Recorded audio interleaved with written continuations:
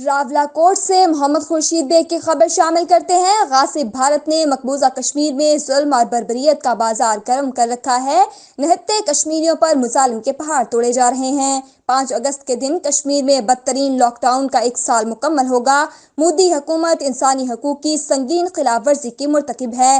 مقبوضہ کشمیر میں قتل و غارت گری پر عالمی دنیا کی خاموشی سوالیہ نشان ہے۔ امیر جماعت اسلامی آزاد کشمیر ڈاکٹر خالد محمود کی کال پر جماعت اسلامی 5 اگست کو یوم سیاہ منائے گی اور اپنے مظلوم کشمیری بہن بھائیوں کے ساتھ اظہار یکجہتی کیا جائے گا۔ راولاکوٹ، کھائی گلہ، تھوراڑ سمیت پورے ضلع بھر میں احتجاجی ریلیاں نکالی جائیں گی۔ ان خیالات کا اظہار جماعت اسلامی پونچھ کے امیر سجاد انور، قیوم افسر، زاہد رفیق، ایڈوکیٹ وسیم خورشید، ممتاز خان، نسیم خان اور دیگر کے ہمراہ پریس کانفرنس سے خطاب کرتے ہوئے کیا۔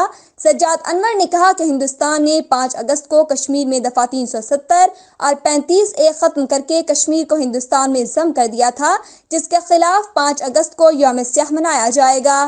انہوں نے مزید کہا کہ حکومت آزاد کشمیر کو آگے بڑھ کر آزاد کشمیر میں اتحاد اور اتفاق کی فضا قائم کرنی چاہیے تھی، لیکن حکومت کی غیر سنجیدگی سے یہ نہ ہو سکا۔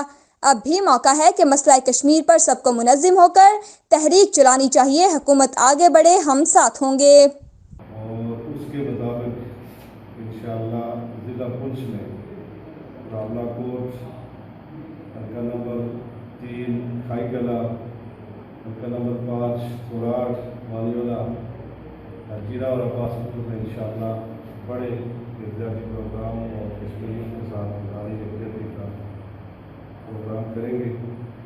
اس حوالے سے ہم نے آزاد کشمیر بھر میں تمام کشمیریوں سے بھی یہ اپیل کرتے ہیں کہ وہ ساری سیاسی وابستگیوں سے بالاتر ہو کر کشمیریوں کی اس جدوجہد میں ان کے ساتھ شامل ہوں اور 5 اگست کو بڑی تعداد میں لے کر کے مقبوضہ کشمیر کے مظلوم کشمیریوں کے ساتھ مظاہرے یکجہتی کرنے ہیں۔